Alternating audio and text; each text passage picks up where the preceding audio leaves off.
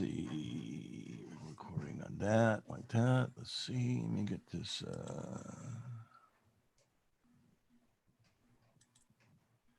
Computer sound.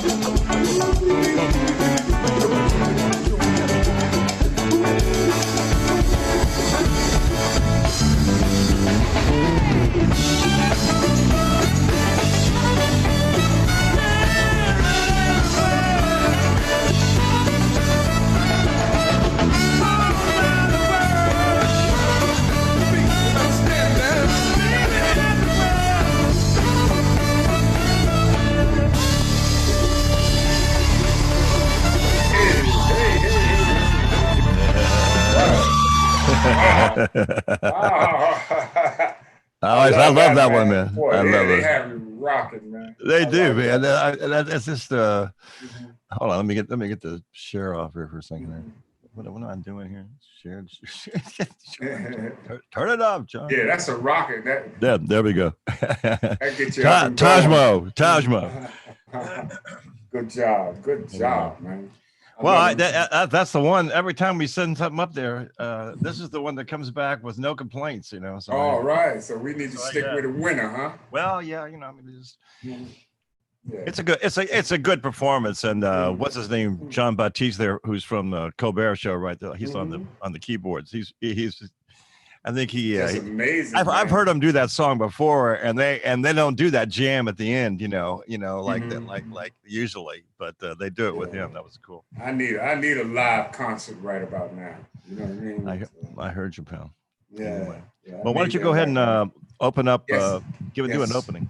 Yes, we're here on Recovery Radio this morning. I'm broadcasting live on Recovery Radio with John Case down in Bolivar, West Virginia, and I am sitting here comfortably in what was considered a coronavirus hot zone in Belleville, New Jersey.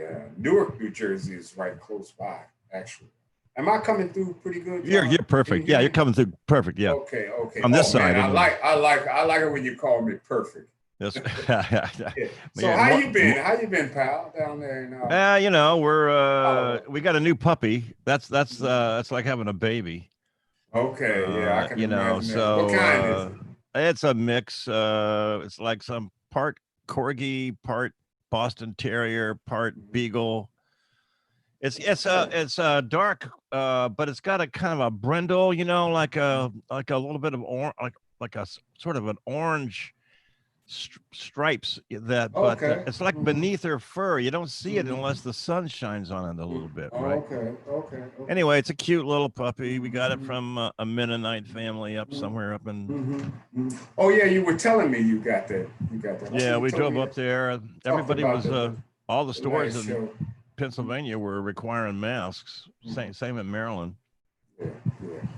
So I'm just I've been contemplating and going through.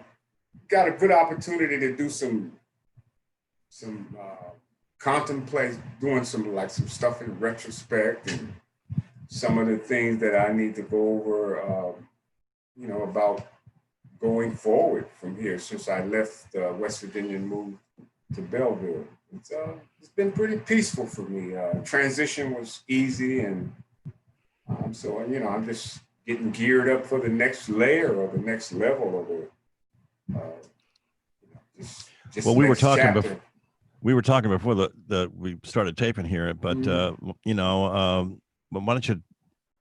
I mean, I'm interested in hearing how you're reacting to the last 2 or 3 days here, or last week since George Floyd was killed in Minneapolis. I'm just trying to gather strength. I'm not too pessimistic. I'm not the pessimistic type. I'm more of an action kind of guy, and it's kind of painful to not go out and throw myself full on into this movement. However, I've been looking at taking responsibility for things in my life and in my space, which is my wife right now, actually. So I've become very protective of that situation, and especially moving from where I was, because it's pretty calm in Berkeley County and Jefferson County, West Virginia right now, compared to Essex County and Monmouth County, things like that. You know, I'm kind of being steadfast in because I've been through this. And I'm not numbed by it, and I see this as a really good opportunity for me to use my experience to help move things along. Not to be impatient, you know, but my first reaction was, damn, how many more times? And how do I continue to sanitize myself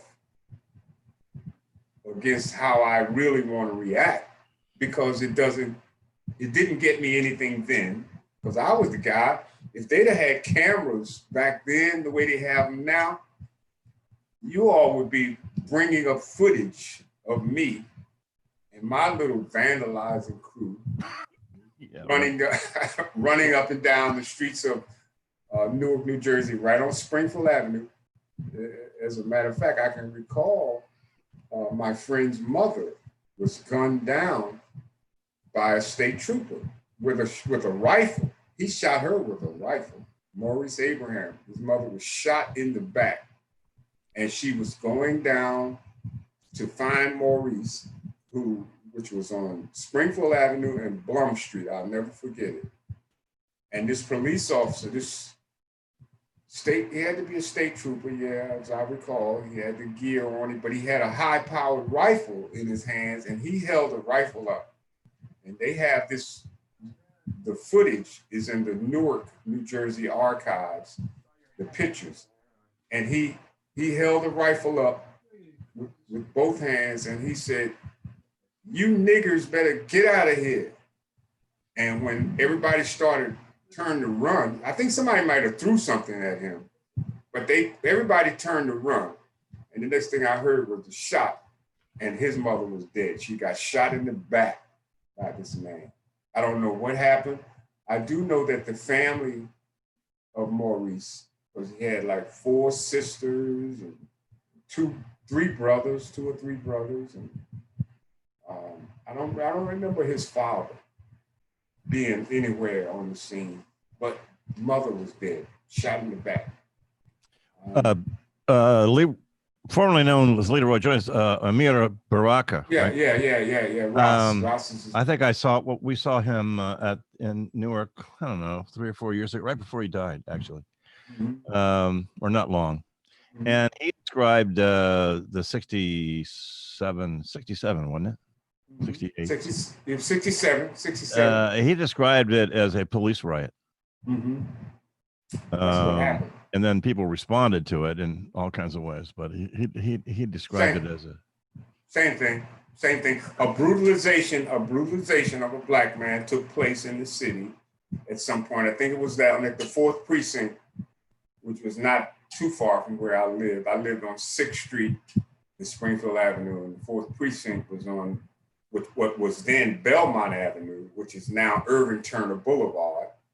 And so they had a black man locked up in there, and something had happened where he got brutalized in there. And I'm pretty sure the Muslim community had something, was involved in some way, but something else sparked the riot.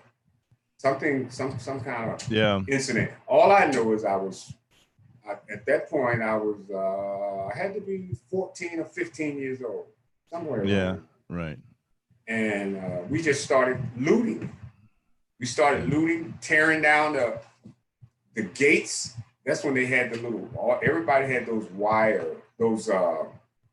not the metal pull down gates. I know what you mean. Nobody had accordion. Yes. Thing. Yeah. And people got together in bunches, and those things came down like they were paper mache or something. Yeah, right. Anyway, And I had another friend, Rob. Rob got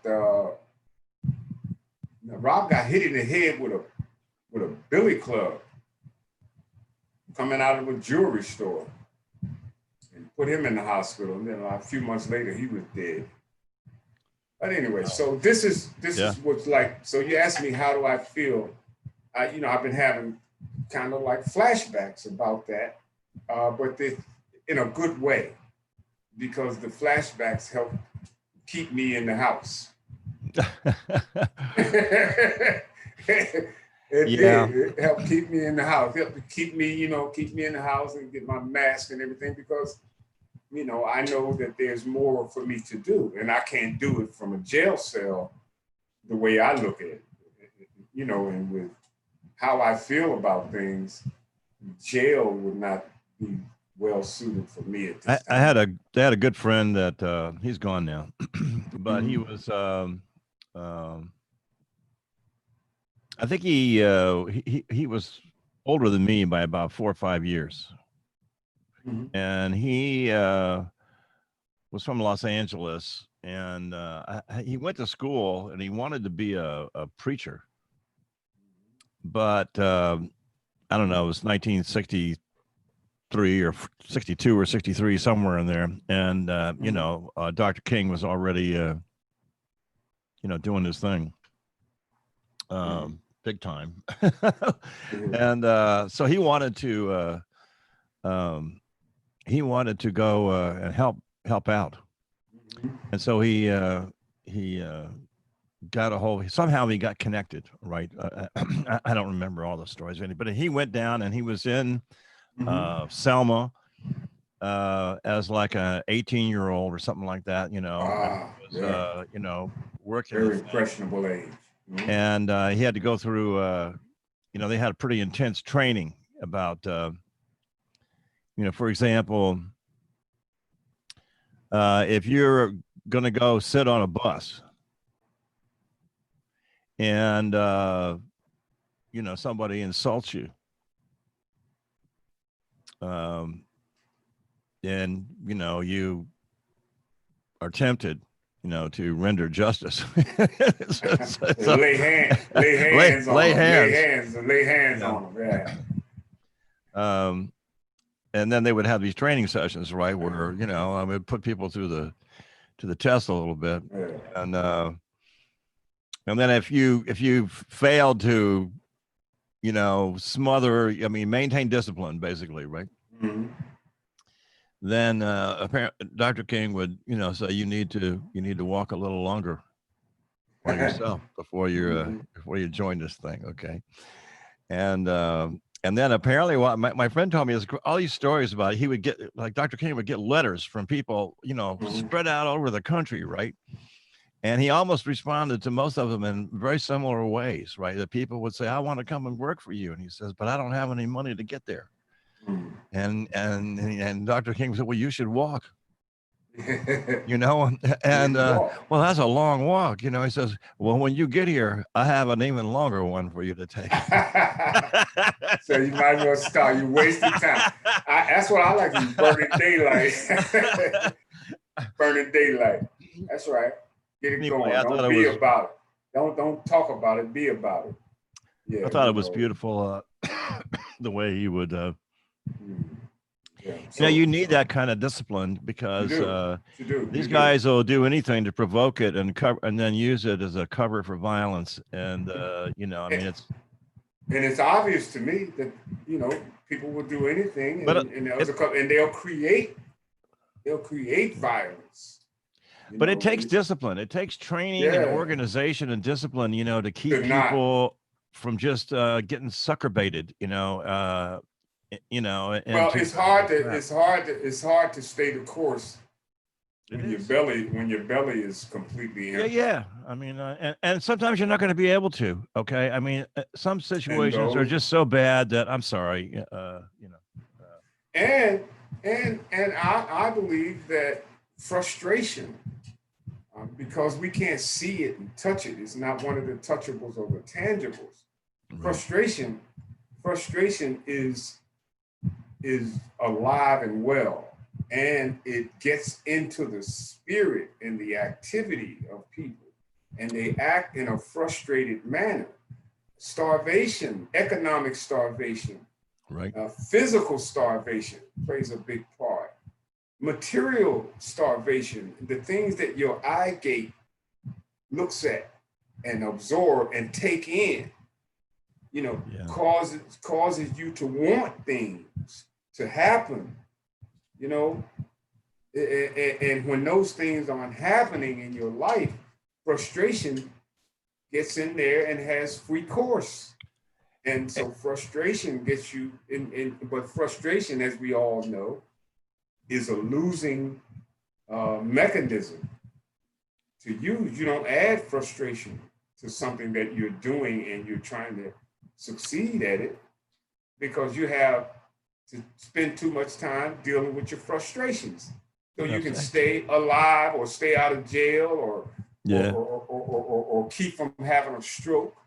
I mean, a lot of things come into play, and people are so uneducated in terms of what they can do from their position of strength. It's easy for somebody to talk and use the phrases that I'm using and say the things and offer the suggestions that I'm suggesting when they're comfortable. Yeah. Hey, When the truth, hey, James, can you keep talking while I get I I will, gotta I will get something up there. keep But talking, yeah, man. yeah, Okay. yeah. When Okay. people I'll get be the right back. frustration going, and so those things kick in, and your frustrations causes chemical changes within the construct of everything that is inside you. Things that are operating inside you are disrupted, and they're disrupted in a place where it becomes unmanageable, uncontrollable, and you have to kind of justify. And so you don't have to look far to be able to justify your behavior. You know what I mean? But it's just that in that justifying, you have to be careful about the action that you take. Approach it, identify it, and choose the actions that are appropriate for whatever it is that your frustration is causing you to feel, and kind of reel it back in. I got a good friend, his name is Peter Westbrook. He runs the Peter Westbrook Foundation in New York, and a lot of success with youth and people who aspire to be great in the field of fencing. And so he wrote a great book about this very frustration that I'm talking about that turned into anger for him. And he had some good community support within his school system that helped him to understand that his anger has value, and he had to harness that anger. And that's what I'm offering everybody the opportunity to take a look at and include it in whatever way that you can, to make that frustration turn around and work in your favor, to harness the anger. And, all the things that I see or that are going on in the country are being manifested and brought to fruition, so that we can take a real hard look at how we're going to move forward, in our frustrations, with our frustrations intact and well managed. I like what Jesus said. He said, anger and sin not. And that's what I'm inviting everybody to do today. The anger is not unfounded. The anger is not unfounded, but we don't have to let it be disproportionate. The anger that you feel does not have to be disproportionate. It can be in sync, on one accord, and we have to start to use our smart fists. We can still fight and use that anger in a smart way, smart fists. In the 1960 riots in New Jersey, where I was a really, a hardcore participant. I was absent as a teenager. For 4 days, my mother looked for me. She couldn't go out in the street because murder and mayhem was in the street. Right. And so I didn't have to worry about my mother coming to look for me, as some of my friends did. Their mothers walked right up on them and dragged them by the earlobe back to the house. But I stayed out. We had a place to go with all our bounty, our booty, all the loot that we thought we were getting, and we had stuff like gallons of liquor. Right. And a TV with no electricity to put it in. Yeah, right. Where you gonna get the, stuff, you get the TV, then you get the apartment, is what we So if you want to look at it like that. So yeah, welcome back, John. I was just wondering how you felt about because a lot of times, like to be smart takes training. Yeah. In my experience, failure, a lot of failure. Well, yeah, that's true. Right after your first 10-year sentence, Yeah, that's right. Or your third or fifth. Yeah. In my case, man, it was like I mean, the value of training increases then, because I mean you can sort of skip, some of the more, obvious traps, right? And I security is a problem because you have people that are that are deliberately organizing provocations, okay, and sometimes it's hard to recognize exactly who's doing what. I mean, I had in the 60s we had this problem with the cops were usually the people that were providing the dangerous materials. They really were, okay. Yeah. I agree. But we also had crazy anarchist types that thought they were I don't know, Che Guevara or somebody, they thought they were revolutionaries. Well, I guess they thought, I said, but I thought if you were a serious revolutionary, you would take the time to calculate the relationship of forces at some point. Like they got an army with 10 divisions, and you got a little bunch of guys. Okay, or one person like Angela Davis. Well, she was not entirely alone. No, she wasn't entirely. She had help getting away. She got away, I guess. That's right. I knew her, pretty well back in the day.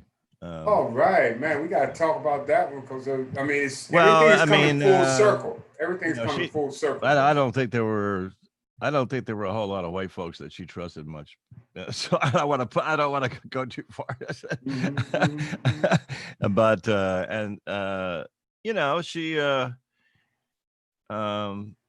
she had a thing with the West Coast Panther Party for a while. Was a good idea in the beginning, actually. Later it got messed up, because somebody got involved in let's fund this with selling cocaine. That was not the best idea. No, not at all. But nonetheless, there was when they did that breakfast program, okay, in Oakland, that was effective. It really highlighted what the hell was going on. You have this wealthy city across the river, and then on this side, you have and that was the genesis, and it wasn't meant. I think it just evolved into the other way. They kept getting hassled, right? And so these guys decided. I read that story. And so then these guys decided to, if they're going to hassle us every time we walk down the street handing out free food, we're going to go armed. And that's when they get out. They decided to do that. And that was just an invitation to the, it's okay to have these Michigan protesters, I guess, get up there and fully armed, but the Black Panther Party, oh my God. And everybody knows what happened there. That was they murdered a bunch of those guys. Yeah. Straight out killed them. Soul Dad brothers and right. A whole bunch. So it's and after Dr. King was assassinated, especially, in 68, right? And then they killed the Kennedy's brother, Robert Kennedy, too. Okay. Sometimes I think they killed him because he gave that really famous eulogy when Dr. King was killed. You know, it's a really a moving thing. Because his own brother had been killed, right? And here's a wealthy man, right? You know, Yeah, I mean, who I remember I campaigned for him in Oh, did you? yeah, I campaigned for him in Kansas. Because he came to the university, he made a speech, Okay. but he had an interesting kind of thing about him. He was describing about how he had been a right winger when he was younger. Oh. You know, and that he thought that it was just a commie lie that there was poverty in the United States. He'd never seen it. Isn't that something? And so he Do tell. so he comes in helping his brother, right, ran for president, right, and becomes the attorney general, and says, well, maybe you should go down and check out outside of Oxford, Mississippi, just to see how people are living. And he did. Now, one thing you can say about him is that, you know, he Put did. boots on the ground, huh? He did, you know, I mean, he was kind of Catholic in that way a little bit, you know. Anyway, he became it changed him. You know, and he became kind of the peace candidate and all that.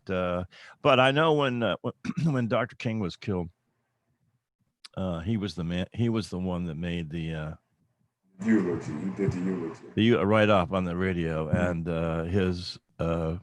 he was, you know, an appeal not to start another burning down everything. Okay, I mean that was part of what he was trying to do, I suppose, but the emotion in his voice is, you can just feel it, right? Because I mean, his own family has been a terrible victim of it, and I, you know, I don't know. I was thinking the other day, you know, I watched Bob Dylan put out this. It's not really a song; it's like a 17-minute poem with a piano background, but you know, a little bit of talking, whatever. Mm-hmm. And it's about the Kennedy assassination. Oh. And you know, I mean, I can tell, you know, here we are, the country's, you know, kind of falling apart, right? Or everybody sees it, you know, that no matter what station in life there are, you can't help but not see it. Okay. See it. And the pandemic or the combo and everybody out of work, and now, you know, the inequalities inflame things, right? Well, you can see it. But what do you do about it? What do you do about it? You know, it's like you feel powerless in the presence of it's like a historical a wave is just sort of washed over the country, and you can say, well, there's all these good and bad actors, but we're being just like washed into a totally different environment. You know, collectively, can you imagine all the trauma that's being generated? You know, I mean, if you consider that, you know, scientifically, there's energy that goes through the earth, through people, and when something happens to kind of activate certain energies, and so one of them is trauma. So something happens when the body is traumatized, or something in you is traumatized. Collectively, how much? I mean, I don't even know if you could even put it all together, right, in one space. I mean, that's a lot of trauma. That's a lot of trauma. Even if you had, say for instance, everybody had 5 trauma balls in their head that they walked around throughout life. And each time one of those little balls or bubbles get popped, it releases tons and tons and tons of unfamiliar stuff, like nightmares and tremors and inabilities, and all of that stuff gets released. And then it's done in a collective way. And there's a release, and what you get is a riot, and you get chaos, and you get terrible outcomes, and you get death. and you get all this justification comes along for activating another kind of behavior. Like, if you all don't take care of this, I'm gonna pull out my big guns and I'll take care of it. And you know how I'll do it. He don't even have to say it like that, but that's how it is. If you don't sit down and shut up, I'm gonna beat your ass. That's right. Now you better sit down and shut up. I'm gonna beat your ass. And I've seen that happen in prison. In prison, little man didn't do nothing, but a bigger bunch of guys who ended up telling him, you know, if you don't sit down, we're gonna beat your ass. And that's what the president is telling, I believe, it's the world, especially when he stood up. Yeah, he is. Yeah. With the, I mean, I see he didn't raise no Quran because he is at the same. I mean, it's a book. It's a book, but it's more than. It might have been. Who knows what it really was? Right. I mean, it probably was the condensed. It might have been one of them cowboy books. You know, they always cut out the middle. Yeah, right. Yeah, put a pistol in. Either that or it was 10 years a hustler or something like that. Or either it might have his pages in there about the art of the deal. Oh yeah, right. He's reading his own shit. Yeah, right, man. You know. And and you remember Charlton Heston? Yes, I do. He was Moses, and he stood on the top of that hill in that movie. Yeah. And he stood up, and his hair was blowing in the wind. Oh yeah, right. Like the painting. Yeah, right. Yeah, right. Yeah. And he held up the staff, and he stretched out his staff, and stuff started happening. Happening. Man. Yeah, man. So Donald Trump, where was he? Was he on the White House lawn? Where was he at? Like yesterday when he did his little walk to the church, you mean, or to the church? Yeah, he was at the church. Oh, he was on the church lawn. Yeah, he walked. He timed it. He had them launch all the tear gas, so him and his security detail could walk across the street to this little church, and he could hold a Bible. Mm-hmm. And he could hold a Bible. He made everybody. Oh, that's right. He tear gassed people. So I don't think. Yeah. He didn't do it. I guess he told him. I mean, he ordered it. Yeah. When the commander in chief tell you to do something, what happens if you don't do it? Well, I know what happened to me when I tried to do that, and they locked me up. They said, "You going to stockade? That's a direct order." And I'm saying, "What? How you gonna give me a direct order? You ain't my mother." He said, "Yes, but I'm your Uncle Sam, and Uncle Sam outweighed mother." Sure, when you're in the military, I mean, as long as the command structure holds up. As long as the command structure. And check this out. Yeah. Because I didn't know. I was 17 and I was acting like a 14-year-old, basically, because I started shooting drugs at 14. I believe this is what happened.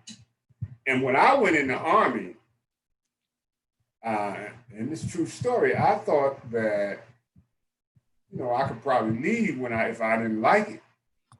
Oh dear. Because I had never been to camp. I'd never been to camp until I became an adult. Never went into sleepaways, none of that. That was none of your parents or your uncles were they in the armed forces? Yeah, I had an uncle James, whom I'm named for, James Arthur. My name is James Artist. Yeah. And he was in Korea, where he took a flamethrower to his body. Whoa. Over there. Yeah. He got hit with a flame. That was his, and I actually saw the skin graft. Wow. He had to undergo. But anyway, I bet he was in pain for a long time, right? Oh yeah. Oh Christ. Yeah, he was in pain but I mean I was just a baby when he did that. So I didn't really see it until I was like maybe 8 or 9. Right. He came into my house right here in Jersey where my mother and my family we lived. Came in one night. He had been in a knife fight or straightly something. They had cut him like 25, 30 times. Wow. And but anyway, so that was Korea for him. My dad was in Korea, and God, but he's still alive and everything. But they took a lot of abuse, but they kept going. Right. And so now we have evolved into something else. So I went through the 60s, the riots and stuff in the 60s, and everything went, I don't know, then the 60s and the 70s came along. And I guess, everybody was caught up into the drug culture and the hippies and everything. People just forgot about, that there's a lot of opportunities to do good here. But people were so, I guess, so happy to actually have a television in their house. Yeah. So that was kind of a different time. But well, now the Great Society programs did put some money in the community. I mean, CETA program. You remember that program, CETA? I remember hearing about it, but which I forget what that one did. What did that do? That was like people get 16-year-old, you could get a working permit. Oh yeah. And then get a job with CETA, because I worked for CETA in East Orange, New Jersey.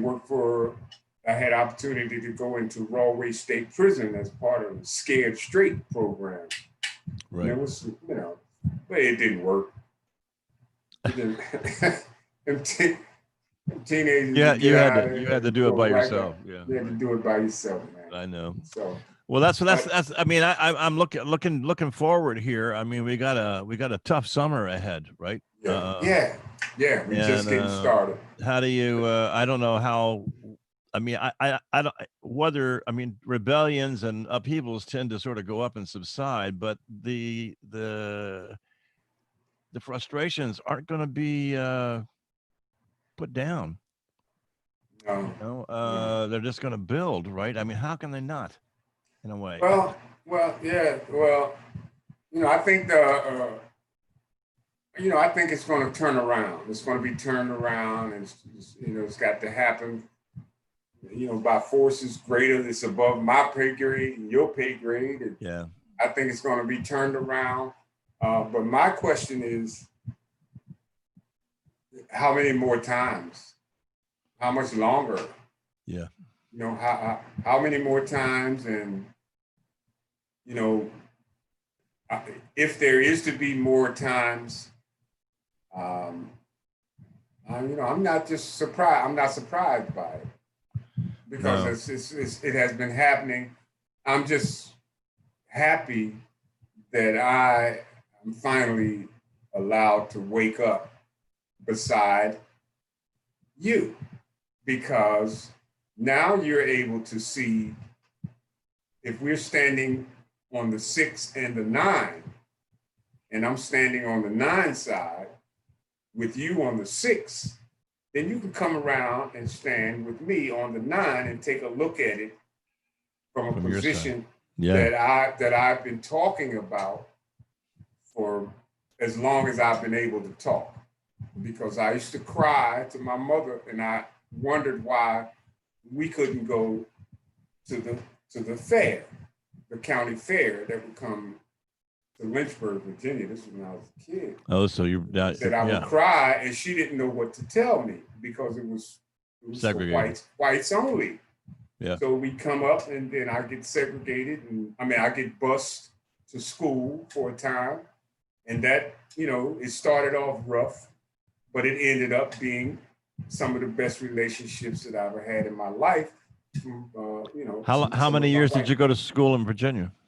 I went to school in Virginia like first, second, third grade, and then I moved to Newark, New Jersey. What years were you? What years were you? I was born in 1951. Oh, you were born in 51. Okay. Yeah. I'm just a little younger than you are, John. Yeah. Right, because yeah, so you would have been yeah, right. Because I was we moved to Virginia in 52, I think, Mhm. 53. Anyway, I remember going into uh third grade. So I was born in 46, so that must have been I don't well anyway, I was going to about third grade about 1953, something like that, you know. Yeah, And in Virginia. But it was I mean, you're a kid. I mean, you don't that's especially nice. if you're from a And middle class family like me, you don't see anything until you get to be 8, 16, 17, 18, and you start to wonder, and but I believe as a kid, I don't care what color you are. There's some things that you shouldn't have to even worry about knowing about yeah, until it's time for you to know about these things, and right, that way you can govern yourself accordingly. yeah. Now, Otherwise, just yeah. So rather than don't fear worry and about panic. that. That's right. Awfulizing and catastrophizing. So, but what I see for me, this is just from the years that I've been around and listening to my father and remembering some of the things that have been said to me and what I've seen is that the country has come a long way, but it's not nearly as long as we need to have come or have gone. Or need to go. We got a long way to go, and what I see is that there is hope for my grandchildren. It's like my father; he can see now that what he was doing that was providing hope for me, because now I'm able to stand up and say, "Hey, I'm gonna talk about the truth, and you can't legally bust my head open and gun me down in the street." So what has happened is legal racism has been disestablished. Legal racism, but make America great again. So what does that mean? We're Make gonna bring America white back again. It's a racist right. thing. It's white We're gonna again. bring a legal racism. Yeah, right. But Exactly. but That's but but exactly what but it's about. yeah. But here's the thing that people are growing out of that ideology, but Some there's a are, some aren't. population of people. Some aren't, or some aren't. That's I right. mean, you There's can't bodies. explain. How do you explain the Trump supporters? I mean, he makes it a requirement that you be a racist to support him. He doesn't want you if you're not one. I mean, really. I mean, because you his. know, you got to take your racism card away. Yeah, right. I mean, you got to show me that this country belongs to You white got men. That's right. You got to pass the And by the way, smell you test. gotta, and we don't want to have we don't want to be a member of any organization that has, non-white people running it, like the health organization, or Yeah, we the. don't want that because we know. He's going to leave the UN No, next. I mean, he's going to throw him out of New York. That's what he's going to do if he can get away with gosh. it. So anyway, And go to so war with China. go to war with China. Yeah, go to war with China. So they got a good luck with that. People. Good luck with that. Good luck with that. Good luck with that. Hey, and so America seems to flex her muscles. We brag about the idea that we can intimidate you with our nuclear capability. Yeah. And we our button is bigger than your button. And so that's a good one, James. I like that. Yeah. So my button's bigger than your button. Bigger than your button, I know his tie, his necktie is much longer than mine. And the point of that is what? About his necktie. His necktie, man. So we gotta point out different there's problems going on with he has these attacks of lunacy while he's even giving press reviews. Looks like lunacy. Looks like lunacy. And it is in a way, but I mean he knows what he's doing, right? I think he does. I think he's part of a plan. Yeah, I do. What kind of plan? Big plan? They don't. There's a bunch of the billionaires and that don't believe that they can live with democracy anymore. that if they keep doing it, they're going to end up having to pay for, you know, billions and billions and billions of people, and through taxation and all that. And to hell with that kind of world. That's the way they think. And now, you know, I mean, and they think, regardless, administratively, corporations, big companies do a better administrative job of doing big things anyway. Okay, and they don't have to take care of anybody other than who's on the payroll. So it's the mentality just, but it's not just the people. Okay, you got to keep in mind that money talks. Big, giant concentrations of money. They're a force of nature, man. Yeah, I know. They are not just a pile of paper. Okay, they're a force, an economic force. You know that is sitting in the company's pocket, right, or the owner's pocket as stock, and it's telling them, you better invest this, you know, or somebody else will. All right. I mean, you can't keep it. Okay. You have to use it. And the minute you stop using it, you know, it starts to become worth less. All right. And the money wants to fly away. It's like bugs you every day. Okay. You're not making me bigger. So to hell with you. I'm going to go with somebody else who will. And so they have that. So in a way, it's the systematic thing. You know, if you can't get control of the circulation of capital, it's very difficult for it not to control you. It just, you know, opportunities arise as if by magic. Well, no, not magic. A whole bunch of people someplace wanted to buy something, and you know, some bankers said, yeah, whatever. You know, I mean, and off they go. Off it goes, right? So I think you got a systematic problem that's driving even some of these billionaires crazy. The old money, you know, like the energy industry, right? They're scared to death that climate change is going to kill them, right? And they got, you know, investments that don't pay out for another 50 years. I mean, that's the scale on which these guys operate, right? Because it takes that long to develop some of these big undersea oil projects, right? There's a lot of money, a lot of research, you know, a lot of, is it really there? I mean, just think about all the engineering you got to get going. It's big. And when they invest, there's no turning back. No, I mean, you can create hedge funds, I suppose, in little islands all over the Caribbean if you want to, but it doesn't matter. I mean, eventually, if you got bills, you're going to pay them.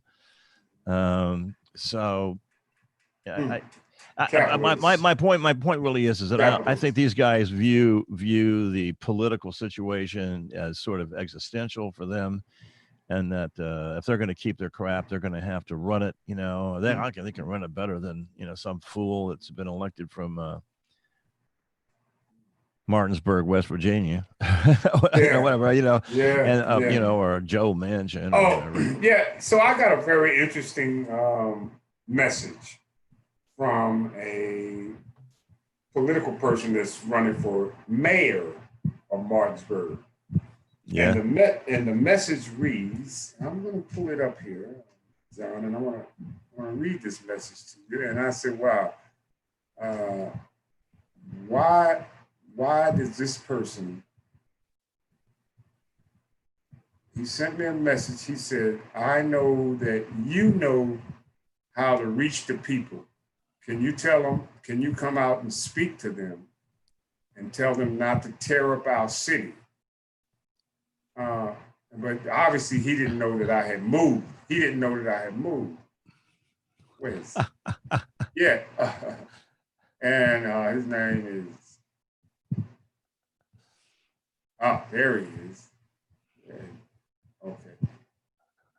He said, I believe you have the ability to speak with the crowd and reason with them to fight for our city, not divide it. Hopefully you can help. He's running for mayor. Oh my God. Of Martinsburg. He is definitely a Trump person.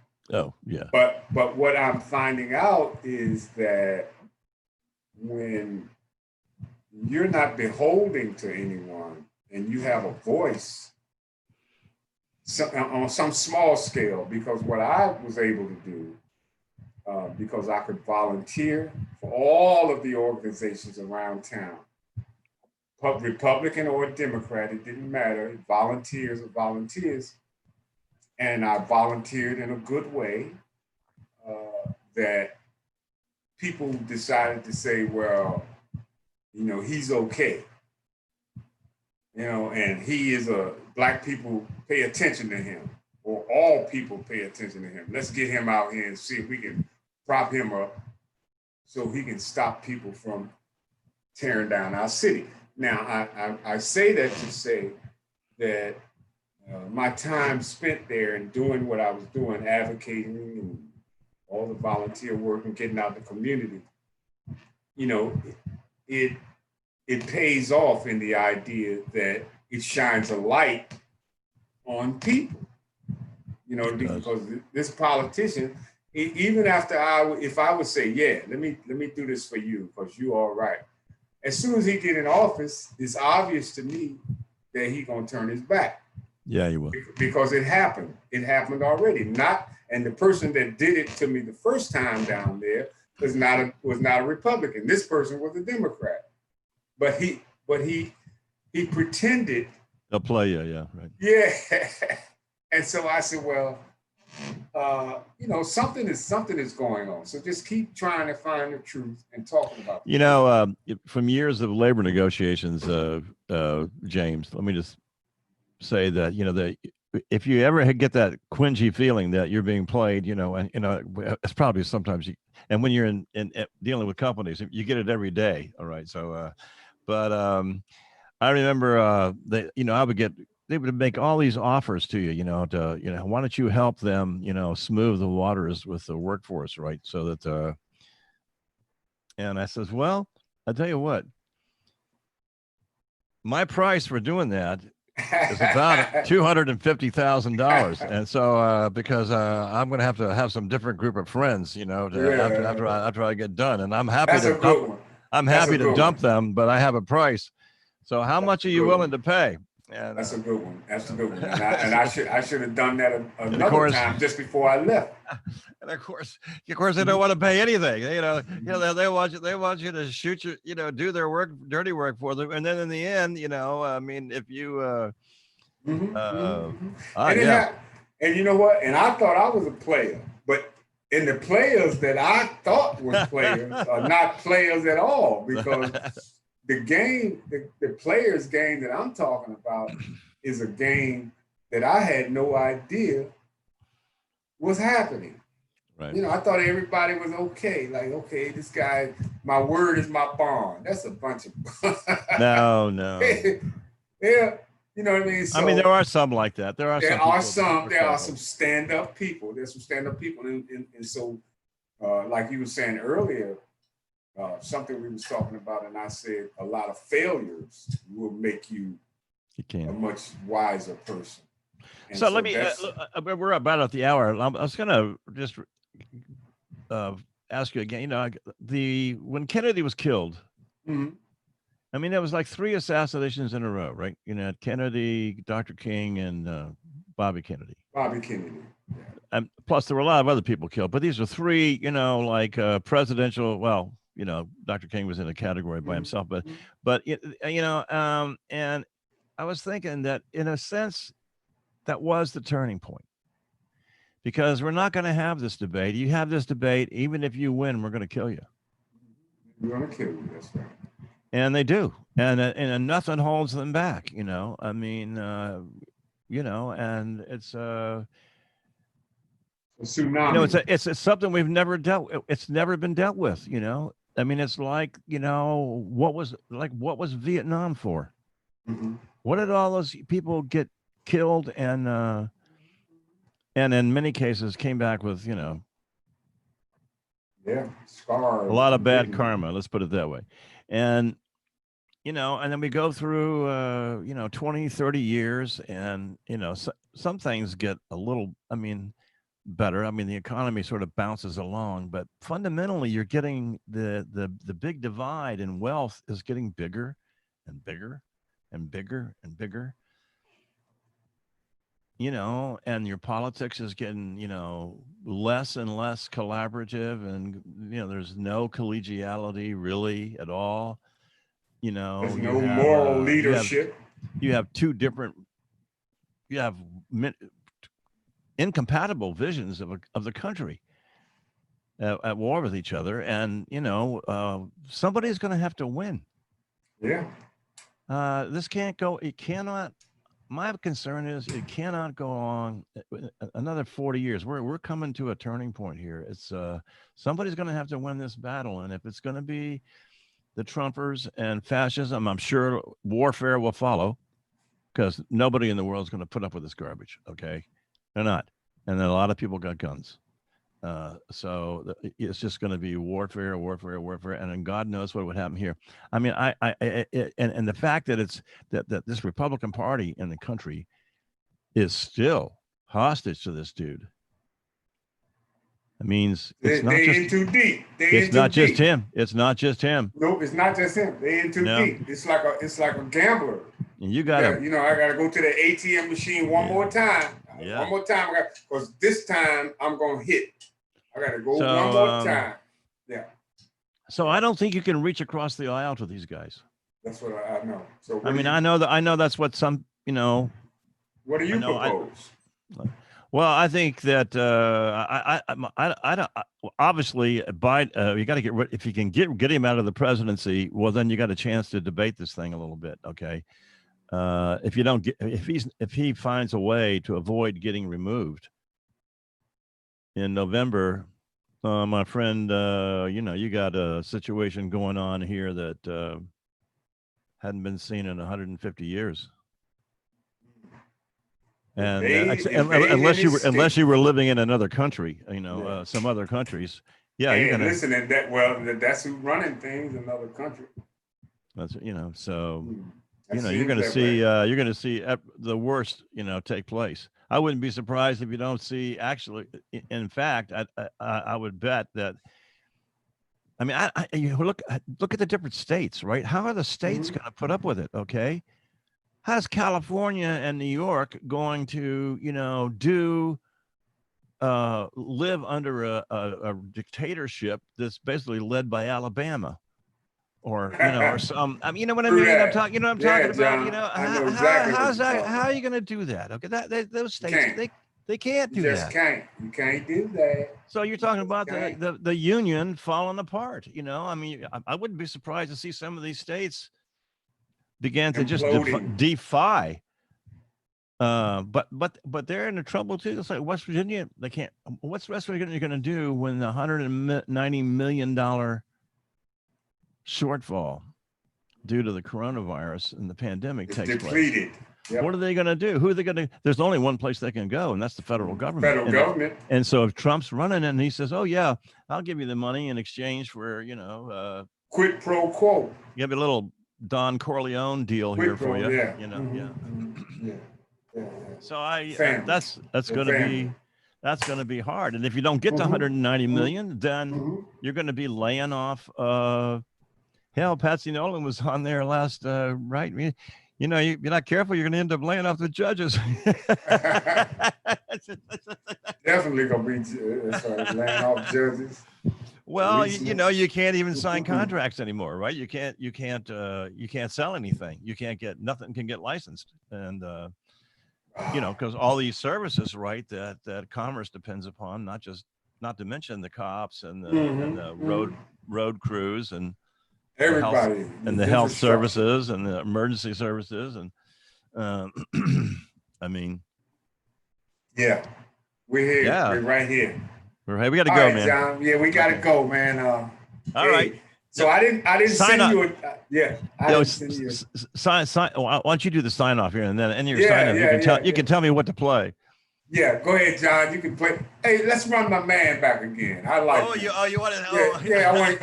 He got another cut you can pick off. If there's an album, or is it that was just? No, that's. I got another one. Yeah, I got. We got. How about Frank Sinatra? Can we do something by Frank? I don't know. I don't have too much of Frank. I got. Okay. What about Go ahead. Hold on a second. I got something here. Something that they ain't gonna flag us about. Oh yeah, no, we got. Well. Well. We'll do. Oh yeah. All right, my man. Yeah, so I'm sitting up here in Belleville, man, just taking it a day at a time. Just, I appreciate the time. Here we go. Now we got some music here. All right, John. All right, buddy. I'll talk to you later, okay? Hey, I'll see you Tuesday. All right. I'll see you next Monday. Okay. Okay. All right. And I'll be. We'll be on the rest of this week too. I think you want to come on. I'll talk to you tomorrow. Gotcha. Okay. Bye-bye.